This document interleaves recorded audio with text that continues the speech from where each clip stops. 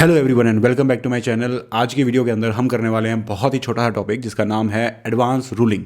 अब इसमें क्या होता है कि मान लो कोई रजिस्टर्ड एसएससी है या फिर कोई ऐसा एसएससी है जिसको पता नहीं कि उसको रजिस्टर होना चाहिए या नहीं। ऐसा कोई इंसान जा सकता है अथॉरिटी ऑफ एडवांस रूलिंग के पास, जहाँ पर उसको ये चीज़ की बताया जाएगा कि भाई हाँ आपको रजिस्टर होने की नीड है या नहीं है, या फिर रजिस्ट्रेशन के बाद कुछ फर्दर क्वेश्चंस उसके हो सकते हैं जो कि यहाँ पर मैंशनड हैं। उन पर्पसेस के बारे में, उन चीज़ों के बारे में वो जानकारी ले सकता है कि मैं उस प्रोविजंस में आता हूँ या नहीं आता, या फिर कौन से प्रोविजन मेरे पे लगेंगे। इन सब चीज़ों के लिए यहाँ पर इन चीज़ों पर जाया जा सकता है। तो भाई सबसे पहला क्वेश्चन हमारा ये होता है कि एडवांस रूलिंग देता कौन कौन है। तो भाई उसके लिए हमारे पास एक अथॉरिटी है, authority for advance ruling, and एक अपर अथॉरिटी है जिसका नाम है appellate authority for advance ruling. इन दो अथॉरिटीज़ के बीच में सब कुछ चलने वाला है, ठीक है। अब सबसे पहले इस पूरे चैप्टर को करने से पहले लेट मी टेल यू कि इन पे कंसर्न पार्टीज़ कौन कौन सी होने वाली है। तो गाइज हमारे पास कंसर्न पार्टीज़ यहाँ पर आने वाली है। एक तो होगा authority for advance ruling, okay, and होने वाला है appellate authority for advance ruling. उसके बाद उनके बीच में सबसे पहले आएगा हमारे पास एप्लीकेंट, वो इंसान जो एडवांस रूलिंग लेना चाह रहा है, ठीक है। एंड सेकंड पॉइंट हमारे पास आने वाला है कंसर्न्ड ऑफिसर, जिस रिगार्डिंग वो एडवांस रूलिंग ले रहा है वो उसका डिपार्टमेंट है, ठीक है। तो ये सारी पार्टीज़ हैं जिनके बीच में सारी की सारी डीलिंग्स होने वाली हैं। तो भाई ये कैसे होने वाली है, तो सबसे पहले आपका क्वेश्चन यही आएगा कि भाई किन किन चीज़ों के बारे में एडवांस रूलिंग ली जा सकती है। तो वो हमारे पास आते हैं सबसे पहले questions on which advance ruling can be sought. पहली बात कि भाई हमें को क्लासिफिकेशन नहीं समझ में आ रही है कि मैं जो चीज़ सप्लाई कर रहा हूँ वो गुड्स बनेंगे या सर्विस बनेंगे, वो चीज़ मैं पूछ सकता हूँ। सेकंड पॉइंट आता है कि भाई कोई नोटिफिकेशन नहीं आई है। मेरा क्वेश्चन ये है कि भाई क्या वो मेरे ऊपर लगेगी कि नहीं लगेगी, ठीक है। अब उसमें बहुत सारी चीज़ें होती हैं कि भाई नोटिफिकेशन के अंदर कि भाई ये XYZ पर्सन होना चाहिए, ये टर्नओवर होनी चाहिए, ये चीज़ सप्लाई होनी चाहिए। अब बहुत सारी चीज़ों में एक नॉर्मल इंसान कंफ्यूज हो सकता है, तो उस चीज़ में आप पूछ सकते हो उनसे कि भाई ये एक नई नोटिफिकेशन आई है इस XYZ डेट पे, क्या ये मेरे ऊपर एप्लीकेबल है या नहीं है, क्या मैं इसमें फॉल करता हूँ। नेक्स्ट पॉइंट आता है आपके पास कि भाई आप टाइम या वैल्यू ऑफ सप्लाई आप पता कर सकते हो। अब यहाँ पर देखो हमने तीन चीज़ें देखी हैं, time, value and place of supply. यहाँ पर प्लेस ऑफ सप्लाई नहीं दिया गया है, साफ साफ मना किया गया है कि आप प्लेस ऑफ सप्लाई के लिए आप क्वेश्चंस नहीं पूछ सकते। रीज़न बीइंग कि जो एडवांस रूलिंग होती है ना, वो होती है जुरिडिक्शन बेसिस पे, कि आप जिस जुरिडिक्शन में हो, आप हरियाणा में हो तो आप हरियाणा के जुरिडिक्शन में जो फॉल करती है वहाँ की एडवांस रूलिंग ले सकते हो, ठीक है।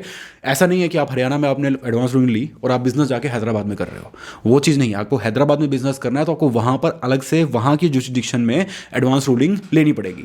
इसीलिए प्लेस ऑफ सप्लाई जो कि पूरे नेशन वाइड होती है, उस चीज़ को इससे बाहर रखा गया है, उसके बारे में आप क्वेश्चन नहीं पूछ सकते। तो भाई अभी तक हमने तीन चीज़ें देखी। सबसे पहले I need to be classified कि मेरे गुड्स हैं या सर्विस है। दूसरी चीज़ की कोई नई नोटिफिकेशन आई है, क्या वो मेरे ऊपर लगेगी कि नहीं लगेगी, मुझे ये पता करना है। थर्ड चीज़ मेरे पास आएगी कि जो टाइम और वैल्यू क्या होने वाली है मेरी सप्लाई की, जो चीज़ मैं सप्लाई कर रहा हूँ। उसके बाद देखना है कि भाई किसी चीज़ के ऊपर ITC मिलना है, ठीक है, क्या वो मुझे मिलेगा कि नहीं मिलेगा, क्या मैं एलिजिबल हूँ। जैसे ITC के अंदर आपने बहुत सारी चीज़ें देखी हैं, आपके पास ब्लॉक क्रेडिट आता है, आपके पास कुछ चीज़ें अलाउड नहीं होती ITC के लिए, बहुत सारी चीज़ें आती हैं। तो उन चीज़ों के बारे में कन्फ्यूजन हो सकती है और आप उसमें पूछ सकते हो AAR के पास जाके कि क्या मेरे ऊपर वो ITC के प्रोविजंस लगेंगे कि नहीं लगेंगे, ओके। नेक्स्ट पॉइंट है कि भाई आप अपनी लाइबिलिटी डिटरमाइन नहीं कर पा रहे हो कि आपको कितना टैक्स पे करना है गुड्स एंड सर्विसेज के ऊपर, वहाँ पर आपको यहाँ पर असिस्ट किया जाएगा। नेक्स्ट पॉइंट आता है कि भाई वेदर जो, अब एक बात मैंने अब आपको बताई कि एक रजिस्टर्ड पर्सन भी हो सकता है एडवांस रूलिंग लेने वाला, और एक ऐसा इंसान भी हो सकता है जिसको रजिस्ट्रेशन लेनी है। तो आपको ये पता करना हो सकता है कि भाई क्या मुझे रजिस्ट्रेशन लेने की जरूरत है या नहीं है। ये चीज़ आप पूछने भी उनके पास जा सकते हो। फिर इसके बाद हमारे पास पॉइंट आता है कि भाई वेदर कोई भी ऐसी चीज़ जो मैं अपने गुड्स के साथ, अपने गुड्स या सर्विसेज के साथ करने वाला हूँ, वो चीज़ सप्लाई बनेगी कि नहीं बनेगी। सबसे पहला चैप्टर ही हमारा यही पढ़ते हैं ना हम कि भाई सप्लाई की डेफिनेशन में वो चीज़ आ रही है या नहीं आ रही है, तो वो चीज़ भी पता कर सकते हो आप, या फिर कोई अदर चीज़ें भी इस चीज़ में हो सकती है। तो ये आपके पास कुछ कुछ क्वेश्चन आ गए, ठीक है। इन क्वेश्चन के ऊपर आप पूछ सकते हो उनसे, ठीक है, एडवांस रूलिंग ऑब्टेन कर सकते हो। अब इसमें देखते हैं एडवांस रूलिंग के अंदर, जैसे कि मैंने आपको बताया, दो चीज़ें होती हैं, एक तो authority for advance ruling and appellate authority for advance ruling, ठीक है। चलिए अब हम यहाँ पर थोड़ा डिटेल में पढ़ते हैं कि ये वर्क कैसे करता है, सब कुछ इसका मैकेनिज्म क्या होता है। अब क्या हुआ, आप एक एप्लीकेंट हो, ठीक है। अब आपने क्या किया, आपको किसी चीज़ के बारे में, जो मैंने आपके सामने क्वेश्चंस रखे, उन क्वेश्चंस के बारे में आपको कुछ पूछना है। वो पूछने के लिए आप एक एप्लीकेशन करोगे, ठीक है। उस एप्लीकेशन प्लस जो भी रेलिवेंट डॉक्यूमेंट्स हैं आप अपने वहाँ पर दोगे, कॉमन पोर्टल एक बनाया गया है डबल AR के लिए। उस कॉमन पोर्टल पे आप उन डॉक्यूमेंट्स को डालोगे, प्लस साथ में बिना पैसे के कोई चीज़ नहीं होती, 5000 रुपीज़ आप यहाँ पर इनको देने वाले हो एडवांस रूलिंग के पर्पज़ से। अब ये एप्लीकेशन पहुँच गई है अथॉरिटी ऑफ एडवांस रूलिंग के पास। अब जो अथॉरिटी बैठी है, ये ऐसा नहीं है कि आपने एप्लीकेशन दे दी और इंस्टेंटली आपको उन्होंने एडवांस रूलिंग कर दी। अब ये क्या हाथ किसके पास जाएंगे? ये जाएंगे कंसर्न्ड ऑफिसर के पास। जो भी जिस रिगार्डिंग भी आप एडवांस रूलिंग लेना चाह रहे हो, ठीक है, वो जिसका भी डिपार्टमेंट है उस कंसर्न्ड ऑफिसर के पास एडवांस रूलिंग वाले जाएंगे और कहेंगे कि भाई मुझे इससे रेलिवेंट डाटा चाहिए, ठीक है, कुछ इन्फॉर्मेशन चाहिए, कुछ डॉक्यूमेंट्स चाहिए, तो वो यहाँ पर इनको प्रोवाइड किए जाएंगे। अब ये चीज़ प्रोवाइड होने के बाद यहाँ पर एडवांस रूलिंग के पास एप्लीकेशन आ चुकी है और डेटा आ चुका है। अब इस डेटा के बेसिस पे इनको डिसाइड करना है कि क्या मैं इसको एडवांस रूलिंग देने वाला हूँ या नहीं। अब ये चीज़ के लिए क्या होगा, काफ़ी सारी चीज़ें देखने वाले हैं। ये डॉक्यूमेंट्स जो होंगे वो वेरीफाई होंगे कि ये जो चीज़ें रख रहा है, ये चीज़ें लेके आ रहा है, वो सही है कि नहीं है। दूसरी चीज़, कंसर्न ऑफिसर का डेटा जो है उसको देखा जाएगा। उसके बेसिस पे आई विल डिसाइड कि मैं इस चीज़ को एक्सेप्ट करने वाला हूँ या फिर रिजेक्ट, ठीक है। दोनों ही केसेस के अंदर मुझे एक अपॉर्चुनिटी ऑफ बीइंग हर्ड भी देनी होगी कि भाई मैं एक्सेप्ट कर रहा हूँ या रिजेक्ट कर रहा हूँ, क्यों कर रहा हूँ, और आपके पास अगर किसका कोई काउंटर है तो वो दो, ठीक है। इस बीच एक चीज़ ऐसी भी आ सकती है कि हो सकता है ये जो एप्लीकेंट है बहुत चालाक है या फिर बहुत चालाक बन रहा है।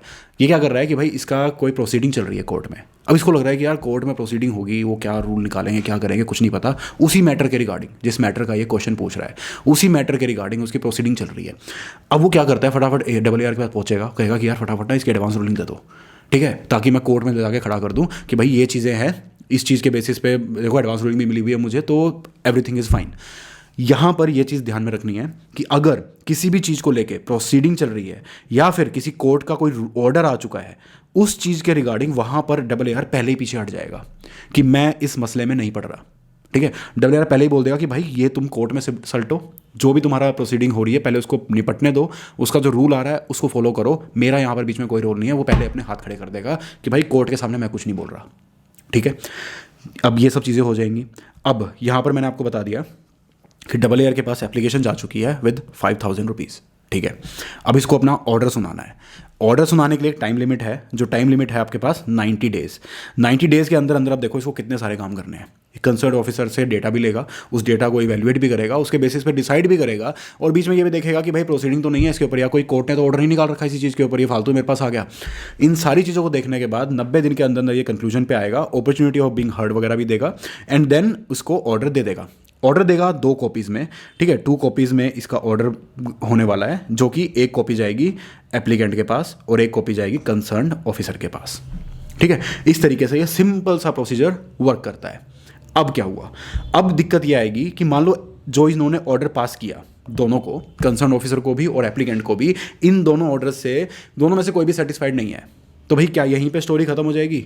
लेकिन नहीं, यहाँ से भी आप आगे बढ़ सकते हो, यहाँ से आगे आप जा सकते हो appellate authority for advance ruling के पास, जो इसका हमने ये वाली जो पार्टी हमने यहाँ पर देखी थी, इसके पास अब इसका रोल आता है 30 डेज़ के अंदर अंदर। 30 डेज़ के अंदर अंदर गाइस आप इनके पास जा सकते हो और यहाँ पर आप कह सकते हो कि भाई जो आपने ऑर्डर दिया था, डबल AR ने जो ऑर्डर दिया था, वो ऑर्डर कहीं ना कहीं गलत था, मुझे इसके ऊपर कुछ ना कुछ और फर्दर इन्फॉर्मेशन आपके सामने रखनी है और उसके बेसिस पे मुझे अपने ऑर्डर को करना है मॉडिफाई। तो आप वहाँ पर पहुँच सकते हो, कंसर्न ऑफिसर भी पहुँच सकता है और एप्लीकेंट भी पहुँच सकता है। क्या यहाँ पर फीस लगेगी? ऑब्वियसली बिना पैसे के कुछ नहीं होता, तो यहाँ पर फीस लगेगी 10,000। अब ये समझ लो कि भाई डबल AR था आपका CCD और ये है स्टारबक्स, ठीक है, ये लेंगे ज़्यादा पैसे, ये बड़े लोग हैं, ठीक है। यहाँ पर 10,000 की फ़ीस है, पहले 5,000 की फ़ीस थी। 30 डेज़ के अंदर अंदर 30 days of communication of order, उस डेट के 30 डेज़ के अंदर अंदर आपको एपेलेट के पास जाना है, ठीक है। एपेलेट इन सब की बातों को सुनेगा और फर्दर 90 डेज़ के अंदर अंदर अपना ये ऑर्डर निकाल देगा कि भाई मुझे क्या लगता है क्या चीज़ होनी चाहिए। अब एक छोटा सा मैकेनिज्म है, ये तो हुआ देखो बेसिक चीज़ें, यही चीज़ें कहीं ना कहीं MCQ में इधर उधर आपसे पूछा जा सकता है कि भाई कितने दिन के अंदर अंदर उसको ऑर्डर देना है, कितने दिन के अंदर अंदर आपको फर्दर अप्लाई करना है, कितने दिन के अंदर अंदर वो appellate authority for advance ruling आपको ऑर्डर देगी। तो यहाँ पर एक आर ग्लास वाली शेप बनती है, ठीक है, ये हो गया आपका, ड्राइंग बहुत बेकार है, ये हो गया आपका एक आर ग्लास टाइप ऑफ थिंग, ठीक है। 90 डेज़ में डबल AR ऑर्डर देगा, 30 डेज़ में आप अपील करोगे उस ऑर्डर के अगेंस्ट, और फर्दर 90 डेज़ के अंदर जिसको आपने अपील करी है AAAR को, वो अपना ऑर्डर देगा। तो ये जो पर्टिकुलर चीज़ें हैं ये आपको बस ध्यान रखना है, बहुत आपके लिए थोड़ा बहुत रेलिवेंट है ये चीज़ें। अब बीच में मैकेनिज्म इनका वर्क कैसे करता है। अब क्या हुआ ना, आप एप्लीकेंट के पास गए, एप्लीकेंट है जो एडवांस रूलिंग अथॉरिटी के पास गया, ठीक है। अब वहाँ पर एडवांस रूलिंग अथॉरिटी ने अपना डेटा मंगवा लिया, यहाँ पर इनका काम हो गया शुरू। अब क्या हुआ भाई, बीच में यहाँ पर दो लोग बैठे थे, पर्सन 1 एंड पर्सन 2, इन दोनों किसी कंक्लूजन पे आ ही नहीं पा रहे हैं, ठीक है। ये दोनों डिसाइड ही नहीं कर पा रहे कि एडवांस रूलिंग हम किस मैनर में दें या फिर क्या इसको ऑर्डर हम पास करें, ठीक है। तो भाई उस केस के अंदर क्या होगा, ये जाएंगे AAAR के पास कि भाई हम तो कंफ्यूज हैं, प्लीज़ हमारी थोड़ी हेल्प करो, ठीक है, हमें रास्ता दिखाओ कि भाई क्या होना चाहिए। अब क्या हुआ भाई, AAAR भी डिसाइड नहीं कर पाया। तो भाई जिस मैटर पे ना इतनी प्रॉब्लम है, इतनी कन्फ्यूजन है, इतना डिसाइड ही नहीं हो पा रहा है, तो भाई कल को और भी प्रॉब्लम आ सकती है। तो इस चीज़ के ऊपर हम कुछ नहीं बोलेंगे, इस मैटर पे भी हम चुप हो जाएंगे। तो यहाँ पर ले दे के दो मैटर आपके पास आए जहाँ पर ये लोग चुप हो जाएंगे। पहला मैटर वो था जहाँ पे कोर्ट इन्वॉल्व था, ठीक है, या तो प्रोसीडिंग चल रही थी या फिर ऑर्डर आ चुका था। सेकेंड पॉइंट ये आ गया कि भाई हम खुद भी डिसाइड ही नहीं कर पा रहे, इनडिसीजन, ठीक है, हम डिसाइड ही नहीं कर पा रहे, तो हम कोई ऑर्डर इसमें पास नहीं करेंगे। ये दो सर्कमस्टांस आपके सामने आ गए हैं जिस केस में कोई एडवांस रूलिंग नहीं होने वाली। नाउ द क्वेश्चन इज कि भाई रेक्टिफिकेशन ऑफ मिस्टेक हो सकती है। अब ये भी तो हो सकता है ना कि जब एडवांस रूलिंग चल रही थी तब हमने कुछ गलतियां कर दी हों, ठीक है, कुछ डाटा देखना था हम नहीं देख पाए, या हमारे पास जो डाटा आया वही गलत आ गया। तो इस चीज़ को, इन गलतियों को क्या रेक्टिफाई करा जा सकता है? तो द आंसर इज यस, उस गलती को भी रेक्टिफाई किया जा सकता है अगर एडवांस रूलिंग अथॉरिटी जो है वो अपने सुओ मोटो अपनी मर्जी से भी कर सकती है, या फिर एप्लीकेंट या कंसर्न ऑफिसर भी इनको बोल सकता है कि यार कुछ गड़बड़ थी उसके अंदर, एक बार चेक कर लो, ठीक है, डाटा ख़राब था या कुछ भी था, ठीक है। तो ये भी बोल सकते हैं। ये काम किया जा सकता है 6 मंथ्स के अंदर 6 months of communication of the order of advance ruling, उस केस के अंदर ये चीज़ को भी किया जा सकता है। एक ऑप्शन और है, इट्स नॉट द एंड, ठीक है। तो यहाँ तक था, ये था गाइज पूरा का पूरा प्रोसीजर। 5,000 रुपीज़ से स्टार्ट हुआ, आपने एप्लीकेशन दी, 5,000 रुपीज़ दिए, उसके बाद एडवांस रूलिंग अथॉरिटी के पास चले गए, उन्होंने कंसर्न ऑफिसर से बातें सुनी और अपॉर्चुनिटी ऑफ बीइंग हर्ड देते हुए दोनों को ऑर्डर पास कर दिया। ऑर्डर में आई कोई दिक्कत, 30 दिन के अंदर चले जाओ एपेलेट अथॉरिटी के पास। एपेलेट अथॉरिटी आपको 90 डेज़ के अंदर एक फाइनल ऑर्डर अपना दे देगी, ठीक है। और उसके बाद अगर उसके बावजूद भी रेक्टिफिकेशन कोई करनी है तो वो 6 मंथ्स के अंदर की जा सकती है। तो ये था पूरा का पूरा भाई प्रोसीजर। अब चलते हैं कुछ छोटे मोटे पॉइंट्स पे। आपको मैंने ये बता दिया कि किन किन क्वेश्चंस के ऊपर एडवांस रूलिंग अथॉरिटी के पास आप जा सकते हो, ये बता दिया एडवांस रूलिंग अथॉरिटी क्या है, appellate authority for advance ruling क्या चीज़ें हैं, ये जुरिडिक्शनल बेसिस पे होती हैं। प्लेस ऑफ सप्लाई को छोड़ के बाकी चीज़ों के बारे में आप पूछ सकते हो इनसे। प्लेस ऑफ सप्लाई नहीं पूछ सकते क्योंकि वो जुरिडिक्शन से थोड़ा सा बाहर हो जाती है, ऑल ओवर इंडिया वर्क करती है वो। बाकी जो क्वेश्चंस होंगे वो एक स्टेट में वर्क करेंगे, ठीक है। नेक्स्ट पॉइंट आता है हमारे पास इसकी एप्लीकेबिलिटी, ये बहुत ही इंपॉर्टेंट चीज़ है। अब जो एप्लीकेबिलिटी किसके ऊपर होने वाली है, अब आपसे ये क्वेश्चन पूछा जा सकता है एग्जाम्स के अंदर कि भाई दो लोग हैं, person A and person B. Person B ने एडवांस रूलिंग ली है और पर्सन ए कह रहा है कि उसने जो एडवांस रूलिंग ली है उसके बेसिस पे मैं भी अपना काम चला लेता हूँ। ऐसा पॉसिबल नहीं है। एडवांस रूलिंग सिर्फ उसी इंसान पे एप्लीकेबल होगी जिस इंसान ने वो एडवांस रूलिंग ली है, ओके, उसके अलावा किसी पे भी नहीं। द नेक्स्ट पॉइंट इज कि भाई कब तक वो एडवांस रूलिंग जो आपने ली है वो उसकी वैलिडिटी क्या है। तो भाई यहाँ पर ध्यान रखना है, कोई वैलिडिटी पीरियड डिफाइन नहीं है। यहाँ पर क्या होने वाला है, फॉर एग्जांपल लेट्स से किसी भी सेक्शन नंबर 21 के ऊपर आपने एडवांस रूलिंग ले ली, फ्यूचर में क्या हुआ, वो सेक्शन नंबर 21 ही हटा दिया गया, अमेंडमेंट आ गई, चेंज आ गया। जिस दिन तक वो सेक्शन ऑपरेशन में है तब तक आपकी एडवांस रूलिंग एप्लीकेबल है, बट जिस दिन वो सेक्शन ही हट गया या उसमें कोई चेंज आ गया तो आपकी एडवांस रूलिंग भी immediately effective from that date खत्म हो जाएगी। भाई जिस चीज़ के ऊपर आपने सवाल पूछा वही नहीं बचा तो वही वो सवाल की कोई अहमियत ही नहीं बचती ना फिर, तो वहाँ पर उसका डी एंड हो जाएगा। अब करते हैं पॉइंट कि भाई एडवांस रूलिंग किन किन सर्कमस्टांसेस में वॉइड मानी जाएगी। तो यार देखो ये बिल्कुल लॉ वाली बेसिक चीज़ें हैं। इसमें क्या होगा कि अगर आपने कोई फ्रॉड किया है, सप्रेशन ऑफ फैक्ट किया है या मालफिसेंस किया है, इन सब चीज़ों की वजह से अगर आपने इन सब चीज़ों तरीकों से आपने एडवांस रूलिंग ली थी तो भाई वो वॉइड अब इनिशियो हो जाएगी। जिस दिन वो एडवांस रूलिंग हुई थी तब से ही वो उसका बेस ही खत्म, बिल्कुल इलीगल मान लिया जाएगा। जिस दिन आपने एडवांस रूलिंग लिया उससे आगे तक आपने जो भी उसके बेसिस पे काम किया है वो सब वॉइड हो जाएंगे, ओके। अब उसके बाद आता है या फिर कोई कॉन्ट्रावेंशन कर रहे थे आप, ठीक है, और कॉन्सिक्वेंटली उसके बेसिस पे क्या होने वाला है कि भाई जितने भी प्रोविजन हैं CGST एक्ट के वो आपके ऊपर अप्लाई हो जाएंगे और एज इफ़ कि एडवांस रूलिंग कभी ली ही नहीं थी, ठीक है।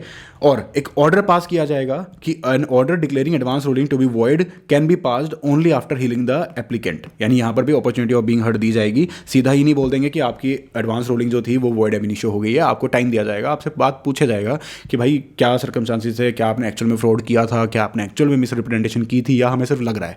तो ये आपको एक मौका, सुनने का मौका आपको दिया जाएगा। नेक्स्ट पॉइंट आता है कि भाई a copy of the order so made shall be send to the applicant. तो जो भी ऑर्डर है वो एप्लीकेंट को और कंसर्न ऑफिसर दोनों को, जैसे पहले किया था वैसे सेम मैनर में अभी इस चीज़ को किया जाएगा। तो गाइज यही है, बिल्कुल छोटा सा चैप्टर था, कुछ भी नहीं था इस चैप्टर के अंदर, बस छोटी मोटी चीज़ें जो आपको याद रखनी है कि भाई वॉइड एब इनिशियो हो सकता है किन सर्कमस्टांसिस में। आपसे क्वेश्चन पूछा जा सकता है कि भाई एडवांस रूलिंग दे दी गई और बाद में पता चला कि भाई वो फ्रॉड था, मिसरिप्रेजेंटेशन थी, उसके बेसिस पे वो एडवांस रूलिंग ली गई थी, तो क्या होगा? आपको जवाब ये देना है, आपको ये सारा का सारा डेटा लिखना है कि अगर कोई भी इंसान फ्रॉड या सप्रेशन करके एडवांस रूलिंग लेता है तो उसको वॉइड एब इनिशियो डिक्लेयर कर दिया जाएगा, उस पर नॉर्मल CGST एक्ट के प्रोविजन लग जाएंगे एज इफ कि उसने कभी एडवांस रूलिंग ली ही नहीं थी। कितनी सिंपल चीज़ है, बट यही सिंपल चीज़ आपको 3 से 4 नंबर एग्जाम के अंदर दिलवा सकती है बहुत इजीली। दूसरी चीज़ आपसे MCQ में ये चीज़ पूछी जा सकती है, या फिर नॉर्मल 1 या 2 नंबर का पार्ट पूछा जा सकता है कि भाई वैलिडिटी पीरियड कब तक रहने वाला है।